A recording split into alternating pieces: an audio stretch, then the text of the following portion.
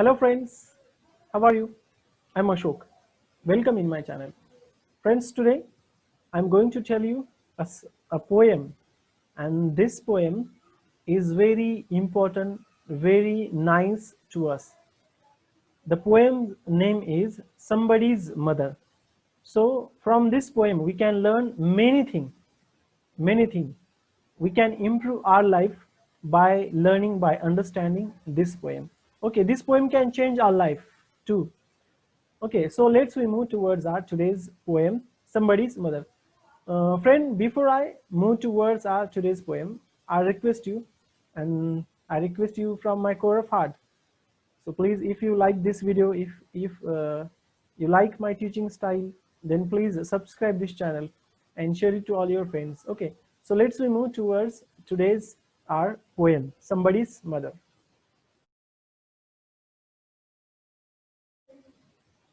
So this poem include in ninth standard syllabus, Somebody's Mother, page number 37. Okay, so I'll read the one line or two lines, and then I'll tell you the meaning of that particular line. Okay, I'll tell you the meaning in Hindi, in English, so you can understand it very well. Okay, let's we see what the first line is saying us. Somebody's mother, title is Somebody's Mother. The woman was old and ragged and grey.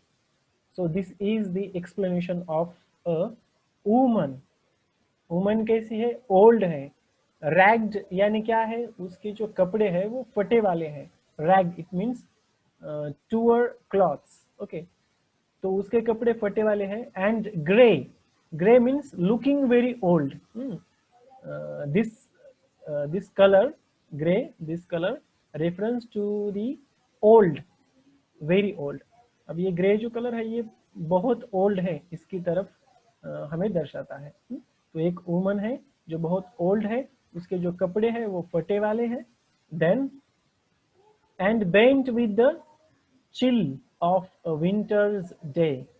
अब वो winters के day है तो झुकी वाली है. अब old age में हम सब देखते हैं कि लोग ऐसे एक स्टिक लेके, काटी लेके, उस काटी के ऊपर पूरा अपना जोर देते हैं और नी ऐसे थोड़े से आगे झुक जाते हैं. तो वैसे एक वुमन है. The streets were white with a recent snow. अब ये जो पूरी स्ट्रीट है वो पूरी वाइट हो गई है क्योंकि अभी अभी वहां पे स्नोफॉल हुआ है.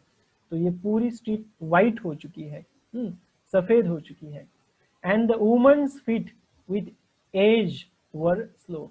अब उसका, उस वुमन का एज भी हो चुका है, तो बहुत चल चुकी है वो. तो अब उसके जो फीट है, उसके जो पाँव है, अब वो स्लो हो गए हैं. अब उसे चल, यानी वो चल नहीं पा रही है आगे. Then next stanza. At the crowded crossing she waited long.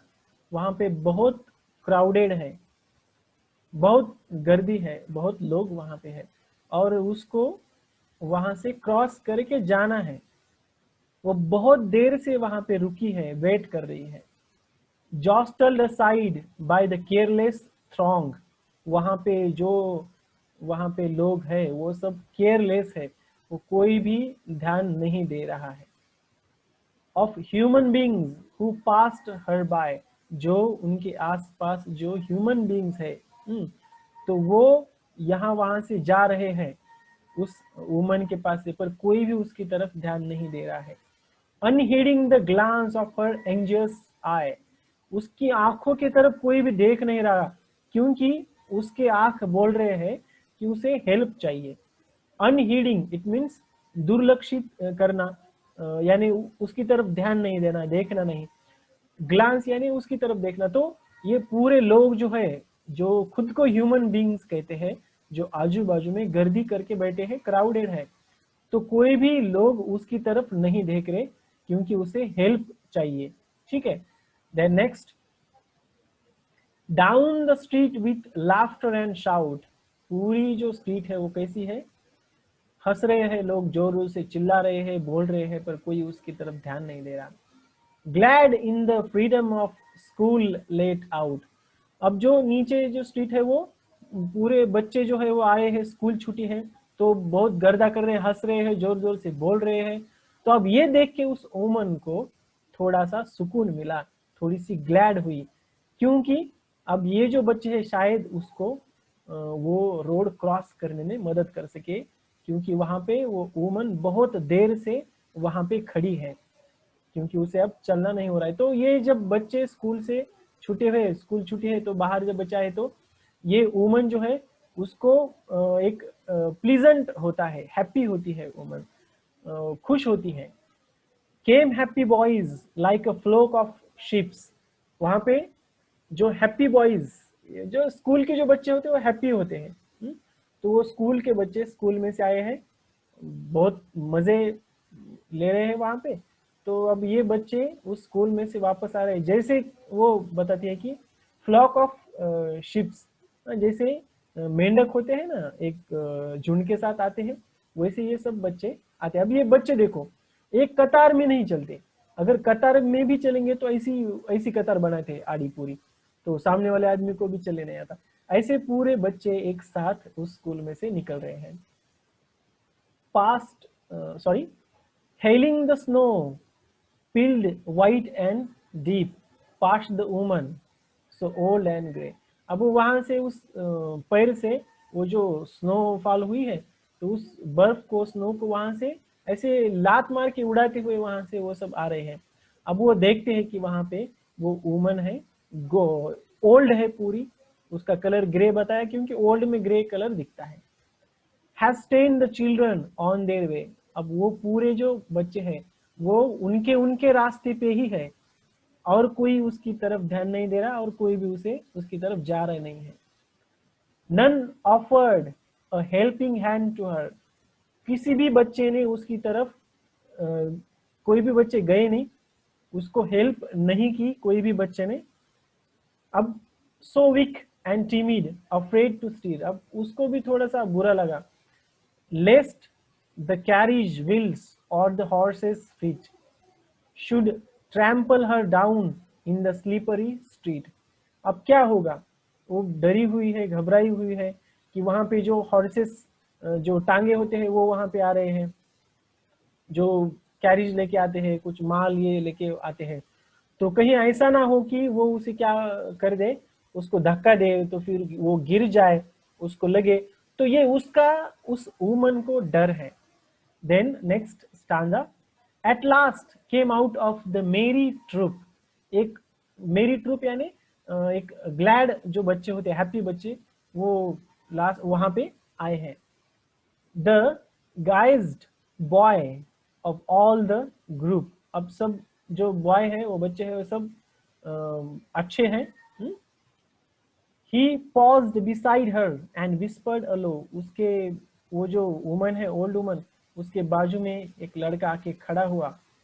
वो पूरा ग्रुप ही था, और वो उसमें से एक लड़का उसके बाजू में खड़े होके धीरे से आवाज में वो बोला, he whispered in low voice। what he whispered, I'll help you across if you wish to go। सो अब उसने ये बोला है कि अगर आपको इस रोड को क्रॉस करना है तो मैं ये रोड क्रॉस करने में आपकी मदद करूंगा। ऐसा वो एक बच्चा जो स्कूल बॉय है वो उस ओल्ड वुमन को बोलता है in low voice. Then next, her aged hand on his strong young arm. अब वो जो वुमन है, एज वुमन है, her aged hand on his strong young arm she placed। अब उसने क्या किए हैं, वो जो यंग बच्चा है तो उसके कंधे के ऊपर उस ओल्ड वुमन ने उसके हाथ रखे हैं। एंड सो विदाउट हर्ट और harm he guided the trembling fit along. और फिर कुछ भी यानी हर्ट किए बगैर, हार्म उसको हुए बगैर, वो क्या कर रहा है, उस ओल्ड वुमन को गाइड कर रहा है, वहां से वो क्रॉस कर रहा है रास्ता उसके साथ। Then proud that his own were young and strong. खुद के ऊपर वो प्राउड फील कर रहा है क्योंकि वो यंग है, और वो फिर और क्यों प्राउड कर रहा है, क्योंकि वो स्ट्रांग है। Then back again to his friends he went. और फिर उस ओल्ड वुमन को वो रोड क्रॉस करने में मदद करता है। जैसे वो वुमन रोड के साइड में पहुंचती है, क्रॉस करती है, तो वो फिर जो बच्चा है स्कूल का, वो वापस अपने दोस्त के ग्रुप में जाके मिलता है।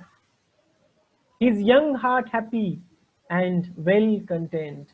अब उसके वो अब यंग है, तो उसने मदद की है, हेल्प की है उस ओल्ड वुमन की, तो इसके लिए उसको खुशी महसूस होती है, वो खुशी फील करता है। Then next on page number 38, she is somebody's mother, boys you know, for all she is aged. अब वो उस ग्रुप में आने के बाद उन सब फ्रेंड्स को बोलता है कि वो किसी की माँ है, ठीक है, और वो बोलता है कि you know for all she is aged, और सबकी माँ कैसी होती है, ऐसी ही होती है। एंड पुअर एंड स्लो, और कैसी होती है, पुअर होती है, स्लो होती है ना, क्योंकि वो हेल्पलेस होती है। एक माँ जब बूढ़ी होती है तो वो रास्ता क्रॉस नहीं कर सकती, रोड क्रॉस नहीं कर सकती, ज्यादा चल नहीं सकती, तो उसको किसी के तो भी आधार की जरूरत होती है। तो ये बच्चा बोलता है कि सभी की माँ ऐसी ही होती है, वो चलने में इसमें स्लो होती है, पुअर होती है, एज्ड होती है। Then and someone sometime may lend a hand to help my mother। कभी एक ऐसा भी वक्त आएगा कि कहीं तो भी कोई तो भी कोई तो भी मेरी माँ को भी ऐसी हेल्प करेगा। तो एक ऐसा जो सेंटेंस है, एक दिल को छू लेता है कि जब ऐसा सेंटेंस अपने रीड में अपने हम रीड करते हैं तो ऐसा आता है कि वो बच्चा बोलता है कि कोई तो भी एक ऐसा वक्त आएगा, कोई क्या करेगा, उसकी माँ को भी ऐसे ही हेल्प करेगा। यू अंडरस्टैंड, वो बोलता है कि समझे क्या, समझे ना, कि हम अगर दूसरे माँ को अगर मदद करते तो अपनी भी माँ को कोई तो भी हेल्प करता ही है। If ever she is old and poor and grey and her own dear boy so far away, वो कितनी भी ओल्ड हुई, पुअर है, ग्रे है, उसका जो बच्चा है, उसका जो बेटा है, वो उसके उसके साथ अभी नहीं है, वो बहुत दूर है। इसीलिए उस समय जो डिफिकल्ट मोमेंट है मदर के ऊपर आया वाला, तो इस डिफिकल्ट मोमेंट में उसका बेटा उसके साथ नहीं है। तो ये जो दो लाइनें हैं ये, तो ये हमें अपना आईना, यानी हमें एक आईने में कटघरे में खड़ा करती है कि क्या हम ऐसे बिहेव करते हैं अपने माँ के साथ। जब हम अपनी कमाई करने के लिए, जब हम बड़े होते हैं तो कमाई करने के लिए कुछ अदर कंट्री में, अदर प्लेस में जाते हैं, तो अपने घर पे अपनी बूढ़ी माँ रहती है और फिर उसे यह कठिनाई का सामना करना पड़ता है। तो ये बच्चा ऐसे बोल रहा है कि उसका जो बेटा है वो डियर है और वो भी बेटा उससे दूर है। somebody's mother bowed low her head। अब किसी की तो भी माँ, उसका जो हेड है वो लो करके क्या कर रही है, इन हर होम एट दैट नाइट। तो उस रात किसी की तो भी माँ उस नाइट में उसका जो हेड है वो थोड़ा सा लो करके प्रे कर रही है। क्या, and the prayer she said was God be kind to that noble boy. वो प्रे करती है गॉड को कि क्या करो, वो जो नोबल बॉय है उसको उसके ऊपर दया करो, उसके ऊपर दया करो। Who is somebody's son and pride and joy. वो किसी का तो भी बेटा है जिसने मुझे हेल्प की है। तो वो गॉड को प्रे करती है कि उसके ऊपर दया करो, ऐसे डिफिकल्टीज उसके ऊपर आने मत देना, क्योंकि वो भी किसी का बच्चा है। उसे हमेशा प्राइड में और जॉय में रखना, ऐसी वो प्रे गॉड को करती है। तो ये जो पूरी पोएम है वो मैरी डॉ ब्राइन ने लिखी है। Mary Dow Brine, the poem is composed by Mary Dow Brine. Okay, so हमने ये पूरी पोएम लर्न की है, देखी है, तो हम सब लोगों को इसका जो मीनिंग है पूरा वो समझ में आया होगा, somebody's mother। okay, so I'll finish this video here. If you have any doubt, any difficulty about this, then please ask me, comment me in the comment box. Thanks for watching this video. Have a nice time. Bye.